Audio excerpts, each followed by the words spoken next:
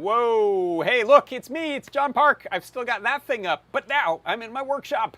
It's me, John Park. It's not Ask an Engineer, it's Ask a John Park's Workshop. It's don't ask Lars. No matter what you do, avoid that. Thanks for stopping by. I've got additional lights today. I'm trying to combat the camera here. I'm using the little built-in camera on this iMac Pro. It's a really good camera for a built-in camera. Lots of smart computational photography things happening with it.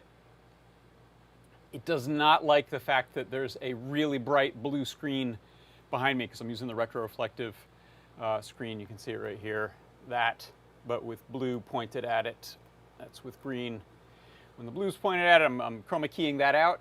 That is wigging out this sensor if I don't turn on additional spots. So that's what's going on. That's why I'll look a little bit bright and a little bit like, oh my gosh, look at that shadow. I'll work on diffusing that in the future. But here we are. What is this thing? This is normally Ask an Engineer. Here we are. It's a Wednesday night. I've got a show that I usually do on Thursdays, but we have lifted it up by its roots and transported it right here to Wednesday and dropped it down, much like Adafruit is transporting the factory over to Brooklyn. Okay, nothing like that. They're not actually, they're taking the contents out and moving into a new building. That'd be neat, though, if they were up in a building mover. They're not doing that. It is dramatic, JP. So who am I talking to? What am I looking at over there? It's the Discord. And hey, Toddbot. Toddbot says it's the dramatically lit. That one actually, that one's on Bluetooth control. It can't do much. It's not a color mixing one other than going between a couple of levels of, oh wow, Face ID doesn't like all these harsh shadows either. But from my phone, I can control that spot there. So we can go full bright. Good grief. Let's drop that down. There, 7%. We can also change the color. There's blue. Boy, that looks bad. There's orangey. Looks a little more natural. And I'll leave that alone. So, like I said, the show normally is John Park's Workshop, and there are some parts of that I'll still do here. I actually don't have a new project. I've just started fooling around with one. I just finished the barbecue one, and I wrote the guide for that. That should be published soon. It's just in moderation editing right now. The next project is possibly going to be a digital photo frame thing using Instagram, but that may not be possible. We'll see. It's this type of project hinges on how nice the Instagram/Meta/Facebook API is. I started goofing around with it a little bit, poking around with it a little bit. Liz is going to lend a hand. She's great at that kind of stuff. She said she might be able to take a look tomorrow. So We may be doing that. We may be doing a little Raspberry Pi sort of digital photo frame thing. We'll see. And I do have some of my normal stuff, such as a coupon code for you. I have a product pick of the week recap to give you. I can take that off of there now. That's a cool photo, by the way. Cheese.text. GIF. I have a CircuitPython Parsec for you. And then I'll bring in some of the features of an Ask an Engineer. I will do a little bit of a new segment. It's a singular new. There's one new product I'll talk about. I've got some footage to play from the 3D Hangouts show, a new project, as well as a 3D printer time-lapse that I'll show. What else? That may be the main stuff. But let's just get to it rather than explaining what it's going to be. Starting off with, I mentioned a coupon code. That's it right there. Hubba Hubba. Hubba Hubba will get you 10% off in the store today, all the way for about the next 24 hours or so. So what you'll do, head over to the Adafruit store. It looks like, hold on, I'll show you right here. That's not it. This is it. Yeah, it looks like that right there. That's the Adafruit store. You can head on over there, check out new products, check out old products, check out categories. You can go to products and then check out the category. Let's say you're into robotics and CNC. You can check out maybe stepper motors, maybe throw some stepper motors and motor drivers and things like that in your cart. And then on the way out, when you're ready to purchase, just remember this code, Hubba-Hubba. Hubba-Hubba.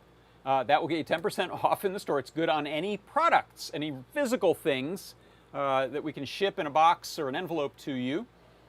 It's not good on software, so it's not good on gift certificates, it's not good on subscriptions, but it will work on physical goods, pretty much all of them. So head on over and throw some stuff in your cart, get yourself 10% off with Hubba Hubba. And that's not all. You can also go to adafruit.com/free. What? Free? Yes, free. We got free deals. Let me make myself tiny. Free deals. And what are these? These are spending thresholds and incentives. So, of course, we keep the lights on, including that bright one right there, at Adafruit by selling you some neat stuff. And if you want to go and throw $99 or more worth of stuff into your cart, you will get a free PCB coaster right there, that Adafruit logo PCB coaster. That's the gold logo one, which is an FR4 coaster. So it's got that kind of, I don't have one right here, but it's got that translucent-y, yellowy type of substrate like Anne Barella was showing on Show and Tell earlier on her cool new Mondrian earrings. So $99 or more, that gives you the free PCB coaster. If you spend $149 or more, you know what's going to happen? You're going to get, can I point properly, this. Oh, I'm not in front of, yeah, my camera doesn't go in front of it. That right there, which is the KB2040. Very cool board. It's Pro Micro sized, has 5-volt accessible, great for keyboard projects, is kind of a drop-in replacement for some keyboard projects, but good at lots of other stuff. It uses an RP2040 chip. One of the few boards that has USB data lines broken out. So very easy to use it with things like that vertical, where'd he go? This little guy. This little vertical USB-C connector. That would work well with the KB2040. Excuse me. So yeah, if you spend $149 or more, you'll get the free PCB coaster and the KB2040. Those stack. If you spend $199 or more, you will get free UPS ground shipping in the US, as well as the KB2040 and the coaster. And if you just go hog wild and spend $299 or more, you will get a free Circuit Playground Express, the free UPS ground shipping in the continental United States, a KB2040, and the coaster. So that's all. You can find all that out by just going to adafruit.com/free.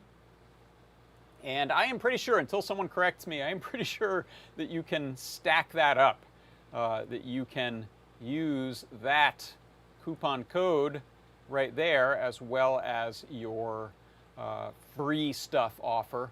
I'm guessing usually we knock off the 10% and then see if you reach the threshold, but I don't know. I'm actually unsure about that. So if anyone has knowledge to the contrary, let me know. So that's the coupon code, Hubba Hubba, and that's the free stuff at Adafruit. All right, next up, let's see. It is customary to do a product pick of the week recap at this point, so I'll do that. What does customary mean anyway? Everything's changing. There are no customs. Everything is in motion all the time. Especially with this move to Wednesday, I feel unbridled, free to do whatever. Actually, I already felt that way. But Tuesdays, that was yesterday. It just seemed like yesterday. That's because it was. I have a show, which is this right here, the JP's product pick of the week. On that show, I pick a cool new product and give you a little bit of a demo, give you a big bit of a discount, 50% off. This week it was this cool USB-C vertical breakout, and let me show you a recap of that. USB Type-C vertical breakout downstream connection board. One of these, and I've soldered it into a little perma-proto board. Wires connected to these three pads, T1, T2, T3, and that's what gives us ground, data minus, and data plus. Horizontal connection, like the original connection on this Pico here, you can't really get to it. Power and data coming from my computer, and ka-chunk, macro rubber ducky kind of thing, and it's just this one button. When I press that, you'll see it's acting as an HID device that just types out a message. This neat, contained little gizmoid there, and when I'm done with it, I can just unplug USB, close it up, no holes necessary in the case. If I wanted to, I could put it into the top, which is kind of nice for this type of application. The vertical USB-C breakout.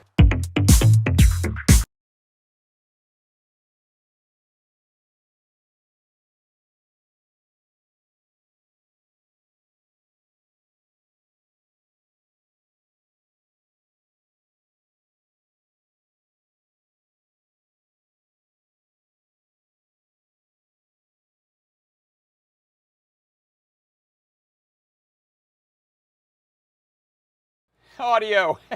Thank you, DeWester. No audio. Yeah, that's all on me. No audio. What was I saying? What are you doing with all of these? What are you doing with your USB-C vertical connectors? I would like to know. We wanna know. What are you using them for? Rufus in the chat yesterday said that they got the limit. They got 10 of them. What are you doing with 10 of them? I'd like to know.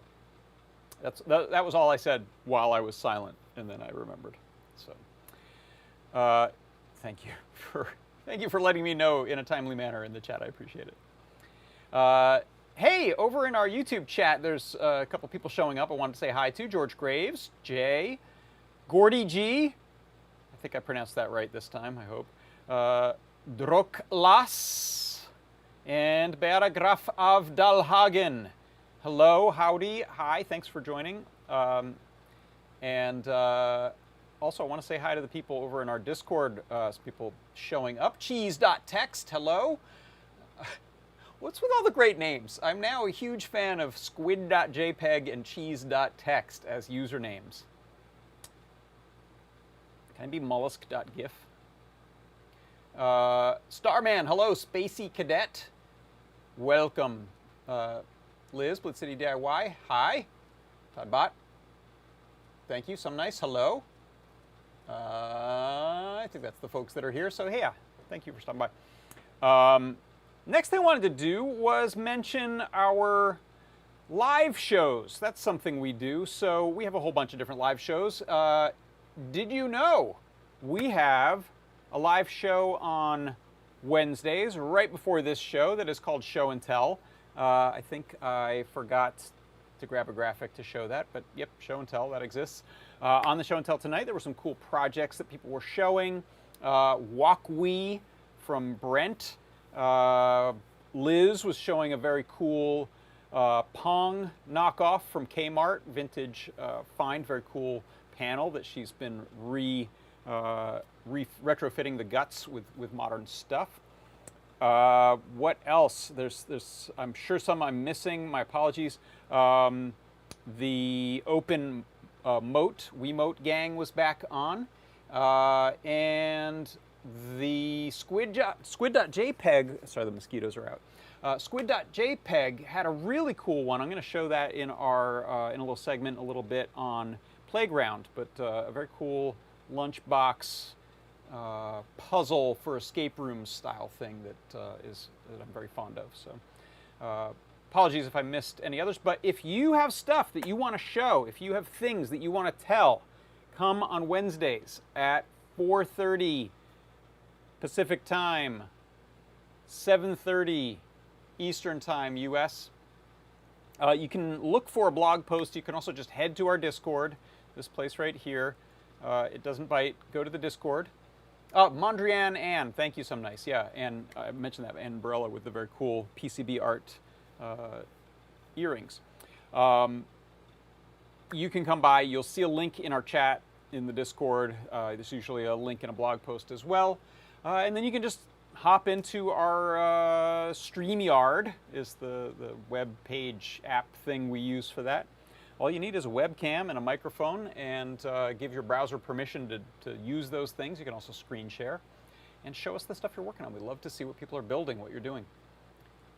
So that was the show before this. Then this morning was 3D Hangouts, and like I said, I'll show some stuff from that in a little bit, which is I'm pretty sure the longest running 3D printing show on our planet at this point. We've got, what else? This show, of course, which is sort of an amalgam of this and the Thursday show. Friday, usually we have a deep dive with Scott. Sometimes it is Tim. I think last week it was Tim. Sometimes Tim also does a Saturday show or a Sunday show. Right now we're not really doing Desk of Lady Ada because that desk is somewhere in transit to Brooklyn. We've got, like I said, the Tuesday show for Product Pick of the Week. So those are some of the live things that are happening on Adafruit. If you want to check those out, head on over. You can consume them a lot of places, but if you head on over to let me jump over here real quick. If you go to YouTube, view your channel. Let me see if it'll let me. Where's the your channel thing? I'm going to break stuff if I try this, aren't I? Let me try. This work? There we go. So here is, if you head to Adafruit, you can jump over to live. You'll see this one's actually listed as live right here, right now. But you can also, remove that background, you can also consume any of the shows that have streamed. They're all right here. They're archived right here. Even Show and Tell, that just happened. You can go right there. You can check that out. This is a nice chronological going backwards in time of some of our shows that have been going on. But we've also got videos, which are, depending on how your settings are, you might see them showing up in playlists. You can hop around and consume them in different ways. But we've got lots and lots of video. YouTube is a good place to check out the archives of these. You can, of course, consume the shows with any of your favorite services, except I think Facebook is down right now. But Twitch, we're there. Periscope, maybe. LinkedIn Learning, I think so. Probably some other places, too, that I'm forgetting. So those are the live shows. Go check those out. Next up, let's see. Hey, this is a good time to do a CircuitPython Parsec. So here I go. CircuitPython Parsec.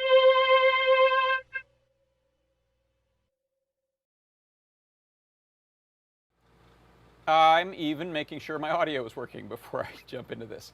Okay, yeah, I'm going to use Moo for this today. So what are we talking about here? For the CircuitPython Parsec today, I wanted to talk about touch I/O as a proximity sensor. So you may be familiar with touch I/O in CircuitPython as a way to access cap touch, cap sensing.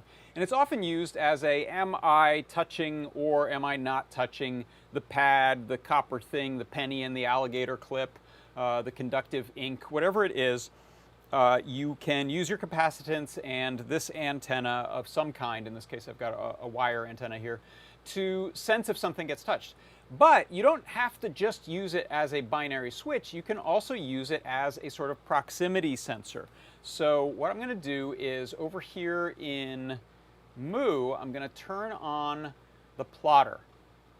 And you can see here it's kind of noisy because it's just looking at a sort of low range right now, and I'm not doing any filtering, so it is by nature a little bit noisy.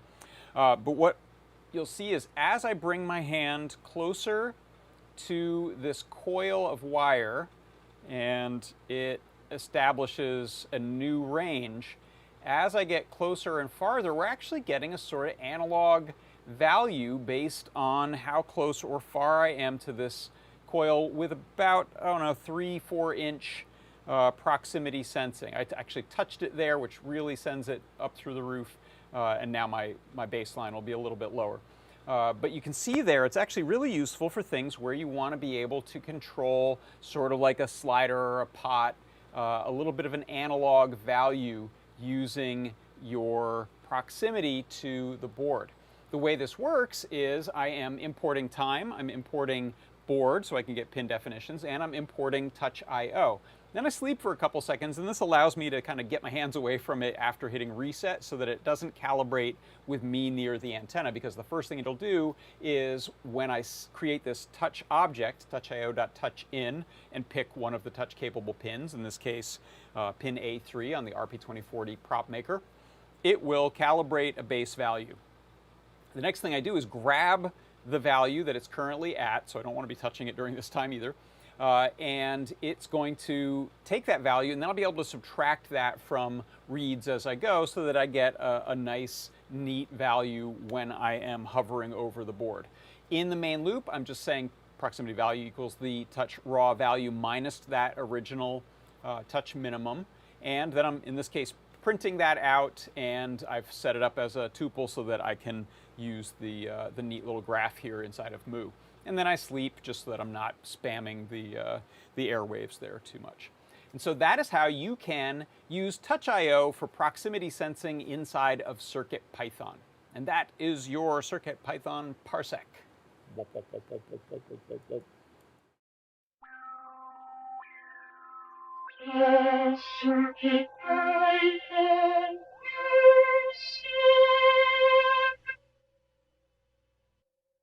All right. Whoa, hey, look, that's still back there. Let me get rid of that thing. And I'm going to turn off the plotter there just so it isn't constantly running in the background and bugging me. So that was a suggestion from Todd Bott, everyone's favorite CircuitPython Parsec tip suggester. But if you have suggestions for things you'd like to see covered, please let me know in the chat. Over in Discord is probably the best place to do it. And I will try to cover your requests. All right, next up, let's dive into, let me check my browser here. I think I had some tabs pulled up I wanted to show. By the way, a suggestion that someone made in the chat. Charles Burnenford. Hi, Charles Burnenford. Charles said, go to the website and then go to live. So when I was talking about how to find all of your Adafruit live shows, of course, this is a really great way to do it. We'll head over to the Adafruit site, and if we look up at the top, there's a link called Live. If I click that, it will take a, oh gosh. Charles Burnenford. Hi, Charles Burnenford. Charles said, go to the website and then go to Live. I'm going to get sucked into a time loop. Nice try. There you can see what the delay is too. There's, I think it's a 7-second delay, roughly. So you can see what that delay is based on my broadcast and when it hits YouTube. It's different on different services, but YouTube's about 7 seconds or so.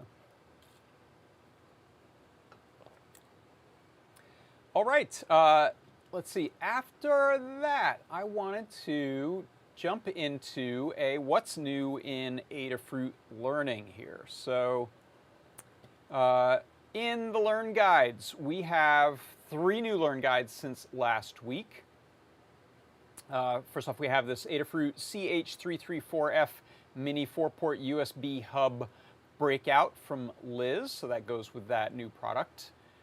We have the ESP32S3 BLE iOS media controller, and I'll show a movie about this in a little bit, but this is from also from Liz. This is essentially a dashboard for being able to control iOS consumer code stuff that lets you pause, play, next song, show song info, all built into a really cool little sort of dashboard. And then we have the USB Type-C power delivery switchable breakout. Let's see, is that that one right there? This one is, I talked about I think I talked about this last week. I don't have one yet, but the one I do have, I think I put it away, is the non-switchable one. This one's really cool because you can flip the little dip switches and change what power delivery is going to negotiate for the voltage on the other side. So really cool. I'm starting to really dig this USB-C power delivery stuff. So this is a guide on not only how to flip the switches with your human fingers, but you can connect to I2C using the STEMMA QT port and tell it to change, which is really wild. So you could probably create a really nice interface for a switchable power supply that uses some kind of UI, maybe even a screen. If you have some sort of little testing setup as like a benchtop supply, then you don't have to go in there and flip the little switches. You can actually tell it over I2C how to change, and those are going to work both in CircuitPython and in Arduino. So I'd love to see it. The first person to make a really cool, or you don't have to be the first, but anyone who makes a really cool I2C controlled desktop, benchtop power supply using this and power delivery, I'd love to check that out. I think that could be a really useful tool for your hacking projects. So those are the new Learn Guides right there. And let's see, I think that's actually a good time to jump into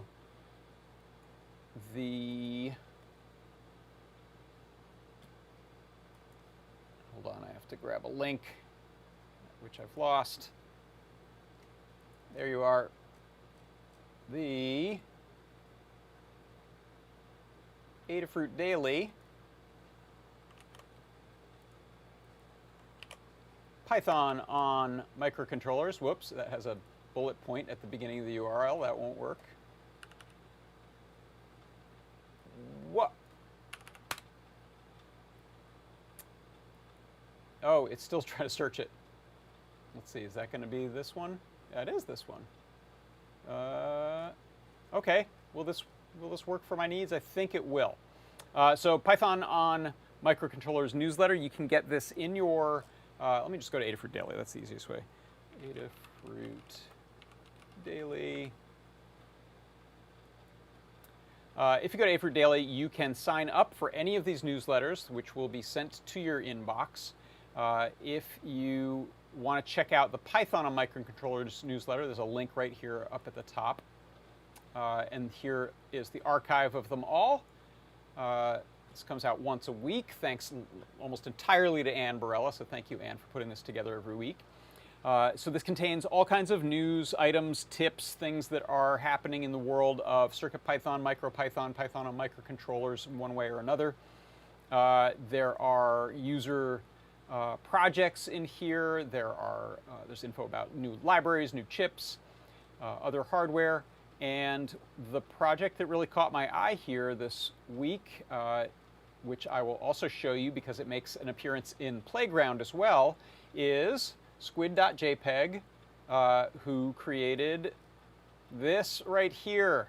You knew I'd love this, the top secret lunchbox.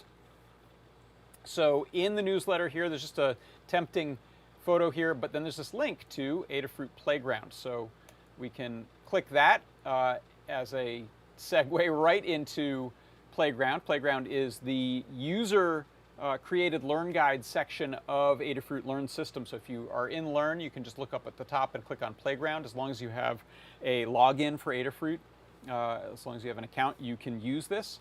There's also a regular Learn Guide on how to use this if you have questions about the formatting and so forth. Up top here, this is actually a video link from the show and tell when squid.jpg brought this on. There it is. Yeah, click that and check it out, see it in action. And then this is all about how to print it, put it together, parts that you'll need, building the enclosure, and the game itself. It is a open-ended. You could do a lot with it, but it is a telephone operator patch cable type of game, which is really cool. You plug in the patches, which are stored in the little box there on the side, and it will guide you through matching up colors so that you can solve it sort of mastermind style to plug the right things in. There's also a little OLED screen there, a lock switch, USB-C, a NeoPixel lit arcade button, and a other jack that is going to be, I think, reserved for future I2C use. So it's probably also a TRS stereo cable. Squid.jpg over in the chat said this is still a work in progress, but I hope to have it finished by next week's show. Excellent, thank you. No pressure. I'm showing it off on the show so that people will jump in. Oh yeah, there's some to-dos, sure, but I'm excited about that, and you can see sort of the link between things that come up on Python on Microcontroller's newsletter and our Playground. So it's a nice way to publish stuff and get it seen. If you have tips and things you'd like to see in the newsletter, by the way, there's a link, I think usually down at the bottom of the Adafruit Daily that says you can contribute by going to the GitHub. It's all created with GitHub and markup, and then submit a pull request with your changes. So you can add things directly to it if you want, or you can, I think, send contributions, if I'm not mistaken. I thought, okay, I could be wrong. If Anne's around or anyone knows, I thought there was an email address to send submissions to, but I could be wrong on that. All right. Next up, let's do a singular new. So let me bring up some images here. So this is our new product of the week. New.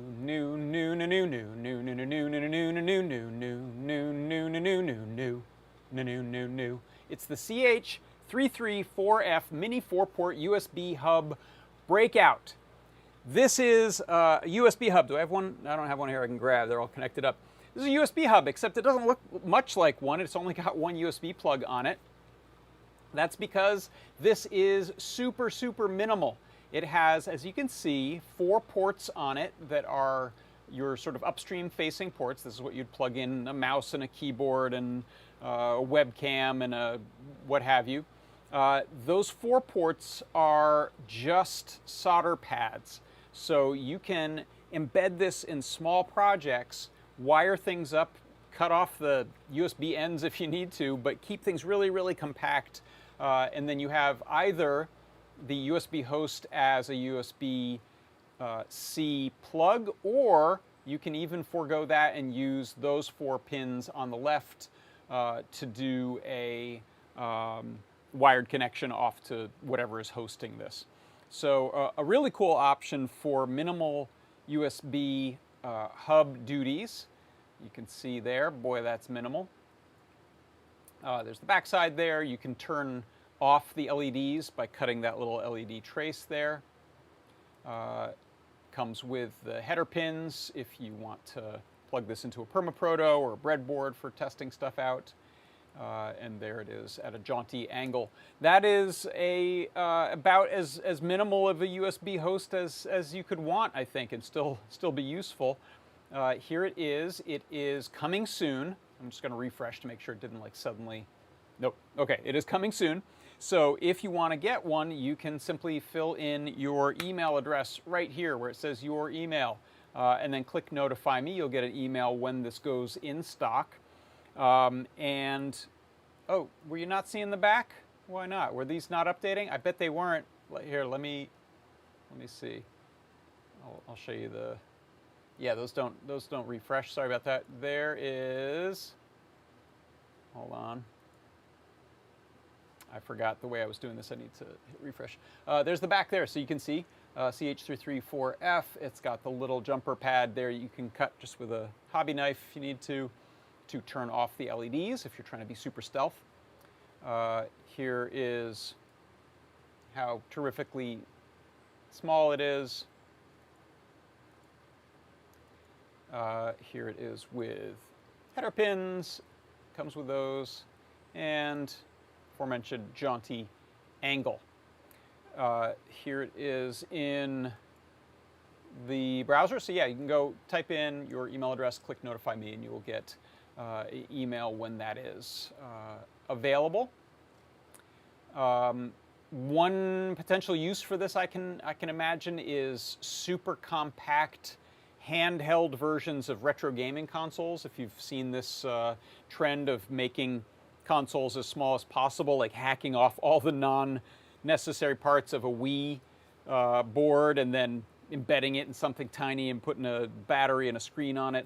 Sometimes for those types of builds, or for Raspberry Pi, RetroPie builds, you want some USB peripherals, but if you want to put them all into the case, think also some of the CyberDecks. Very often those will have a USB hub in there and a bunch of USB cables, and a lot of space is taken up by long wires and USB and full USB hubs. You can get rid of all that with this thing, $4.95, and make your project just super tiny, super small. And as a bonus, this one actually is learn guided. So Liz put out this learn guide. We can't sell them to you yet, but you can get excited and check it out and see. It is, as I should have mentioned, a USB 2.1. So you just need power ground D- D+ for the differential data line. Operate at USB 2 speeds, which is exactly what you want for things like keyboards and mice and other simple peripherals. The pinout is available here, so you can see that we've got 4 sets of those 4 pins for downstream ports, and then 1 set of them for the upstream, and then the LEDs to show you when those are connected. And then on the downloads page, you can get the data sheet on this chip. I believe this is a common chip that's what's inside of a heck of a lot of USB hubs that you'll buy out there. So this is the data sheet on it if you want to dive in deeper. I won't do that. I just want to get one and play around with it. I think it'll be really cool. So that is the newness this week. Go ahead and click notify me, put in your email address, and you'll find out when that is available if you want. I won't make you do it. All right, what's next? Some delicious fresh water. So, couple of 3D printing videos for you. First of all, we have the iOS dashboard project. Let me show you that, and then I will go straight into the 3D printing time lapse. You can build a BLE media controller for your iOS device with a touchscreen and a Feather ESP32S3 running CircuitPython. This project displays audio track and album information from an iOS device directly on a 3.5-inch TFT display. You can control your media playback with buttons on the touchscreen like play, pause, and even change the tracks with a simple tap. You can also adjust the volume. Powered by the Feather ESP32S3, this dev board now features support for BLE using the latest version of CircuitPython. This features the ESP32S3 with 8 MB of flash, Wi-Fi, BLE, StemmaQT, and LiPo battery charging and monitoring. CircuitPython 9.1 introduces Bluetooth connectivity for expressive chips. This project uses BLE libraries for CircuitPython to connect and pair with iOS devices. We think this is a great demo to showcase how you can use BLE in your DIY projects. To learn how to build this project, check out the guide at learn.adafruit.com. We designed and 3D printed a stand for the 3.5-inch TFT display. You can use M25 nylon hardware to secure the display to the 3D printed stand. The Feather ESP32S3 plugs into the socket headers on the back of the TFT Featherwing, making this a really easy assembly. We hope this inspires you to try BLE on the Feather ESP32S3 with CircuitPython.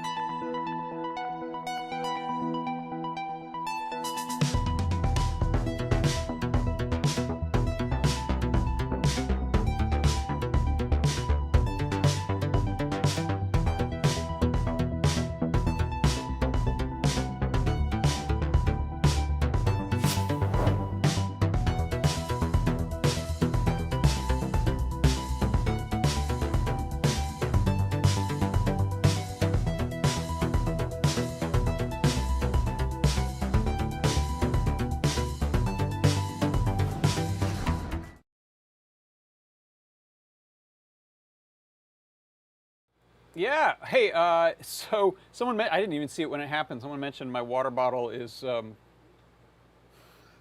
it's blue, so it's very transparent.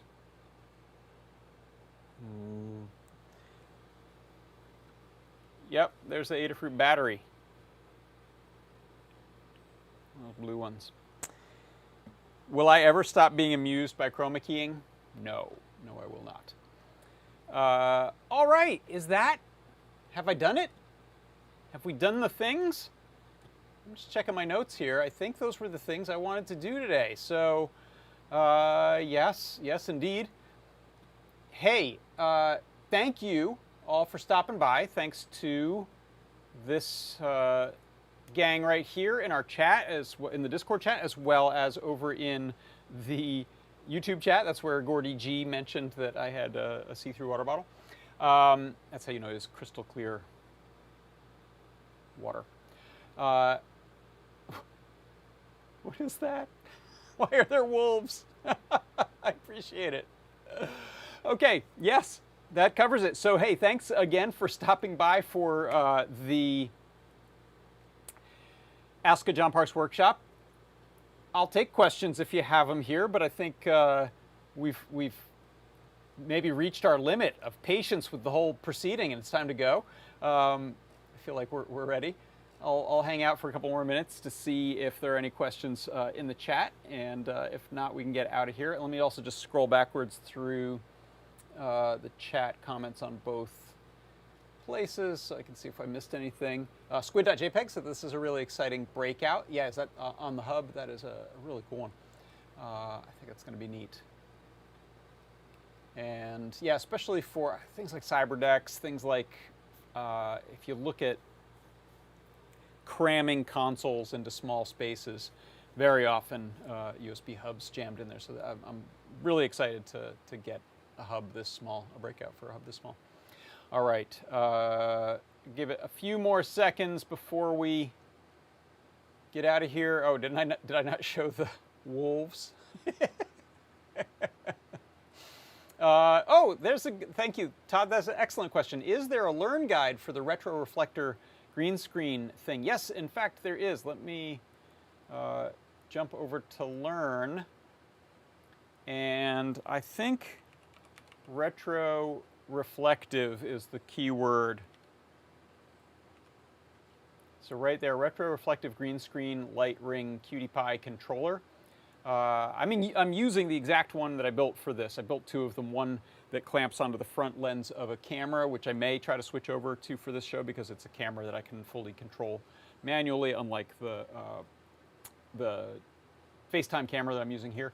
But then the second one was the sort of simpler one. So yeah, this will show you what you need. So a NeoPixel ring, a CircuitPy, a rotary encoder is optional if you want to be able to control the brightness.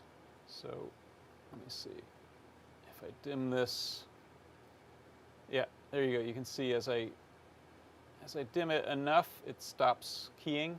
But you can try to find the sweet spot without it being too bright so that you're not reflecting blue off of my face. Or I can click the encoder to go from a fully white, off, green screen, and blue screen, which is what I happen to be using. The only reason I was using blue screen, by the way, is my skin tone is a little bit greenish, and I think that blue screen made the FaceTime camera a little slightly happier with some of its auto white balancing stuff. I have somewhat olive complexion, so blue screen is a little easier. So yeah, and then I've also got a link here to retroreflective fabric. Let's see. These are very old links, so you would probably do well to just search retroreflective fabric in your eBay. This is the stuff you want. That stuff will work fine. It looks like this. That's the back side.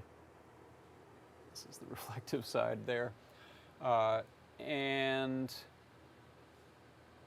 I've got a little section on chroma key essentials, talking about traditional chroma key, which you would use a colored backdrop that's pretty far from your subject and light it very evenly, and then avoid casting shadows from your subject onto that background. And this is a really nice benefit of the retroreflector version of this is actually it works better the closer you are to it. So that's why I've got mine like literally right here. And you do not you can't cast shadows onto it. Its colored light source comes right back at it at the camera, and that's why my NeoPixels are ringing the camera there. Did I say Amazon? I meant eBay. Thank you, Gordy G. You may be able to get it on Amazon too. You just want to look for retro reflective fabric. And you can probably test it with a license plate. If you have an old license plate, you could probably test the theory just with that. It should reflect that color right back. Or if you have a safety strip on a backpack or a helmet or something, backs of your shoes, running shorts, any type of retroreflector you can use to test that out. And there it is. Yeah, you can see as I point the light at that skull, we get boom. And then you're just using whatever your software is. This is common Zoom and Whereby and StreamYard and OBS and any kind of broadcast software, as well as all your editing software such as Premiere, After Effects, Final Cut, DaVinci Resolve. Any of those will have really high quality chroma key pulling. You can see this is happening in real time, or you can get it even nicer with a pre-rendered setup. CircuitPython on this is literally just telling it to do some dimming of NeoPixels and setting colors of NeoPixels based on reading a rotary encoder. And then for the elaborate one that clamps to a lens with some adjustable elastic grips, you can follow that guide, 3D print it, and that puts the colored light right on the same plane as the lens and surrounding the lens, which is the ideal. I have this one just kind of gaffer taped in front of the FaceTime camera. So there it is with the parts added, and there it is clamped to the lens, and that just has little two little elastic bands on it that let it clip to the lens there. There it is mounted to a webcam. It actually does, in this case, mount to one of those old-fashioned webcams. And then here is pretty much the exact screen that I showed there. That's what I'm using here. And there I am in front of some desert.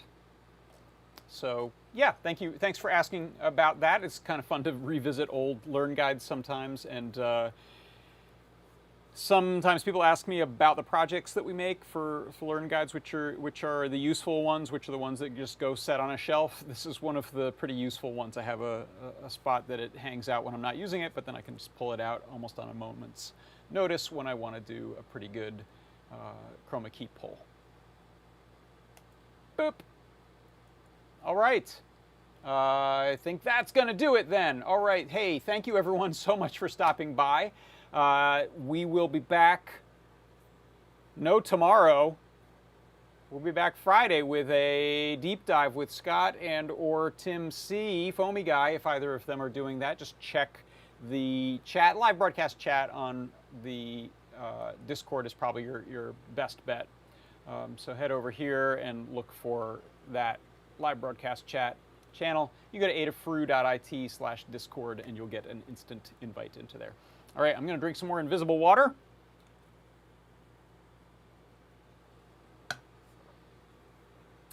For Adafruit Industries, I'm John Park. This has been Don't Ask Lars, Ask a John Park's Workshop. I'll see you all next time. Bye-bye.